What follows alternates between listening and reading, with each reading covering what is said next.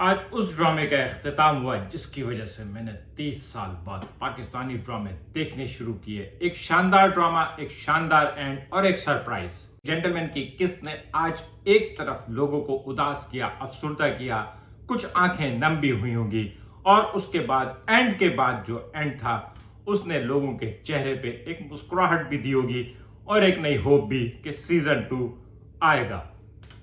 Gentleman की आखिरी किस्त पे बात करते हैं। अगर आपने अब तक मेरा चैनल सब्सक्राइब नहीं किया है तो प्लीज मेरा चैनल सब्सक्राइब करें और बेल आइकन प्रेस करें। दोस्तों, जेंटलमैन की आज की किस्त जो थी वो एक अदाकारी और इमोशंस का शाहकार थी। आज की किस्त के दो सीन ऐसे हैं जहां पे एक्टिंग, जहां पे फेस एक्सप्रेशंस और आंखों की अदाकारी अपने उरूज पे पाई गई। पहली सिचुएशन जब जरनाब मुन्ना से मिलने कब्रिस्तान आती है और पहली बार मुन्ना जरनाब को आंख भर के देखता है। उस सीन में हुमायूं सईद की आंखों में जो दर्द है, बेबसी है, एक अलविदाई नजर है।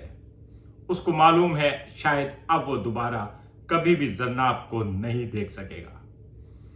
उस सिचुएशन में जरनाब की अपनी एक्टिंग भी बहुत लाजवाब। वही मुन्ना को कहती है कि सरेंडर कर दो। शायद उसका यह कहना बाद में सेटबैक साबित हुआ क्योंकि वो सरेंडर एक ट्रैप था और मुन्ना ने सिर्फ जरनाब के कहने पे वो वक्त गुजार लेगी और फाइट करेगी, सरेंडर कर दिया। लेकिन सरेंडर के बाद वही हुआ, ट्रैप हुआ। कमिश्नर साहब शामिल थे या नहीं थे, लेकिन बहरहाल मुन्ना को ट्रैप किया गया और उसके बाद जब दोबारा मुन्ना को ले जाया गया एंड में और मुन्ना को खड़ा किया गया और उस 10 कदम जाने को कहा गया, वो 10 कदम और उसके बाद हुमायूं सईद की आंखें, उन आंखों में बहुत सारे शेड्स थे। खौफ के भी थे, गम के भी थे और गुस्से के भी थे। लेकिन वहां पे जो एक डायलॉग के 77 साल से जो कुछ हो रहा है, तुम लोग कानून तोड़ते हो, जब कानून तोड़ने वाले ही कानून तोड़ेंगे तो फिर कानून की हुक्मरानी कैसे होगी। बहुत खूबसूरत सिचुएशन और मेरे ख्याल में शायद, हालांकि ये बात तय थी कि खलीलुर रहमान कमर के हीरो ने मरना है। आज से 10-12 किस्त पहले ये बात तय हो चुकी थी कि मुन्ना सबको मारेगा और एंड में वो मारा जाएगा। हमें तो ये भी लग रहा था कि शायद मुन्ना और जरनाब एक साथ मारे जाएंगे। ये भी एक प्रेडिक्शन थी। लेकिन एक बार भी इस बात का ख्याल जहन में नहीं आया था कि हुमायूं सईद या मुन्ना बच जाएगा, क्योंकि मुन्ना ऑलरेडी कत्ल कर रहा था और मुसलसल कत्ल कर रहा था और वजीरों के कत्ल के बाद ये चीज तय हो गई थी कि अब इसको लोग नहीं छोड़ेंगे। ये सिर्फ उसको गुंडा मानते हैं जिससे ये डरते हैं और मुन्ना इतना बड़ा गुंडा हो गया था कि उसका हाथ किसी के भी गिरेबान तक पहुंच रहा था, उन नामने हाथ जेंटलमैन के जो इस माशरे को असल में लूट रहे हैं, खसूट रहे हैं और हमें नोच रहे हैं। और क्योंकि उसका हाथ उन लोगों तक पहुंच गया था इसलिए उसका खात्मा जरूरी था। सब कुछ प्री प्लान था। कमिश्नर साहब मीटिंग में मसरूफ हो गए, पुलिस वालों ने उनसे कांटेक्ट नहीं किया और उसको ले जाकर एनकाउंटर के सामने खड़ा कर दिया।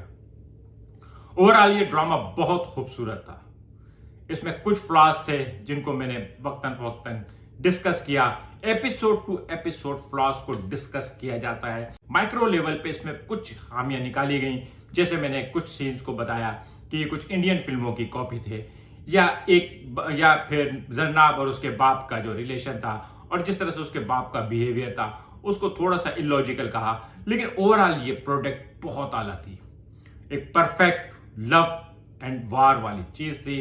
एक गुंडे की मोहब्बत थी एक तालीम याफ्ता लड़की से। वो तालीम याफ्ता लड़की जो इनिशियली उसको गुंडा समझती है और फिर आहिस्ता आहिस्ता उसके दिल में gradually she become the luggage of his life और फिर उसने उसको पाया और उसके लिए हर वो कुछ किया, तमाम हदें तोड़ दी जिस पे हमें ऐतराज भी हुआ। लेकिन बहरहाल खलीलुर रहमान कमर साहब ने मोहब्बत दिखाई, एक लड़की की मोहब्बत दिखाई, एक गुंडे की मोहब्बत दिखाई। आज उस गुंडे की मोहब्बत का एंड था और उस एंड में मोहब्बत को एंड कर दिया। इतनी खूबसूरत सिचुएशन, इतनी खूबसूरत अफसुर्दा सिचुएशन थी, लेकिन सिनेमेटिक सिचुएशन थी। ये एक सिनेमा वाली चीज थी जो टीवी पे पेश की गई है। अगर इस ड्रामे को फिल्म के तौर पे भी बनाया जाता तो शायद बहुत शानदार और बहुत लाजवाब फिल्म बनती।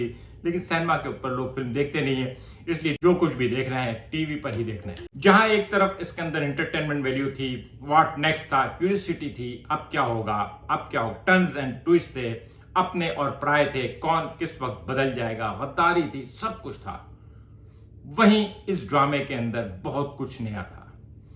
इस ड्रामे के अंदर टिपिकली बहुत सारे रिलेशन नहीं थे, सास, देवर, जेठ, नन, ये सब चीजें नहीं थी, बल्कि आम आदमी के प्रॉब्लम्स थे। वो लोग जो शहर में रहते हैं और आम मिडिल क्लास और लोअर मिडिल क्लास तबका है और हुक्मरान तबका उनको किस तरह से डील करता है। इसमें उन लोगों को दिखाया था जो फिरौन बन के हम पे हुक्मरानी कर रहे हैं, वो जो अपने सामने लोगों को कुर्सी पे नहीं बिठाते। बीच बीच में खलीलुर रहमान कमर ने अपने जुमलों के जरिए हमारे जमीर को भी झंझोड़ने की कोशिश की, सिस्टम पे भी सवालात उठाए, कहीं कहीं आवाम को भी आईना दिखाया कि शायद हम भी इसके जिम्मेदार हैं। लेकिन ओवरऑल इस ड्रामे के जरिए उन्होंने जो मैसेज देना था वो मैसेज भी डिलीवर्ड हुआ।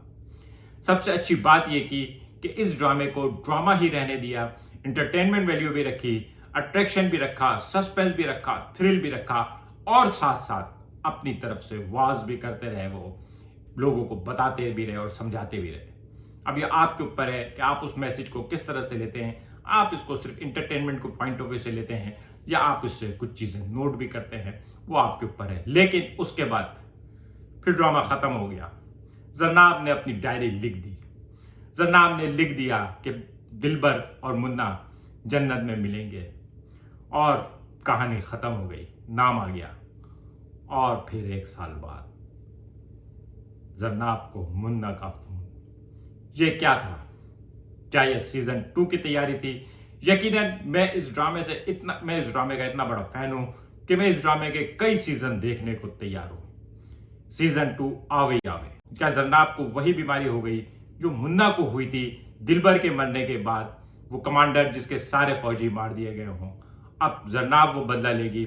लेकिन बहरहाल एंड के सीन ने ये बात तो तय कर दी है कि कहानी अभी बाकी है। वो शाहरुख खान ने कहा था ना, पिक्चर अभी बाकी है मेरे दोस्त। इसी तरह से जेंटलमैन ड्रामे का सीजन 2 बाकी है। अब वो सीजन 2 में क्या होगा? क्या इस बार मुन्ना मजीद पावरफुल होकर आएगा? क्योंकि जिस जगह वो बैठा है वहां से बैठ के वो एक मॉनिटरिंग सेल में है। वो मॉनिटरिंग सेल सरकारी है या वो मॉनिटरिंग सेल उसका अपना बनाया हुआ है? क्या वो इतना बड़ा गुंडा हो चुका है कि पूरे शहर को कंट्रोल करने वाला है? क्या अगले सीजन में कुरंगी 2.5 से ये पूरे कुरंगी या कुरंगी के बजाय पूरे कराची का गुंडा बन के सामने आएगा? क्या लार्जर देन लाइफ किस्म की कोई चीज देखने वाले होंगे? क्या हम क्या देखने वाले हैं? खलीलुर रहमान कंवर ने क्या छुपा के रखा है? प्रोड्यूसर हुमायूं सईद है, उसने अपने दिमाग में क्या रखा हुआ है? लेकिन बहरहाल ये पता है कि कुछ ना कुछ आने वाला है और बड़ा आने वाला है। जब तक के लिए जेंटलमैन को खुदा हाफिज। आज का व्लॉग कैसा लगा कमेंट करके बताइएगा। मिलेंगे अगले किसी व्लॉग के साथ। शुक्रिया।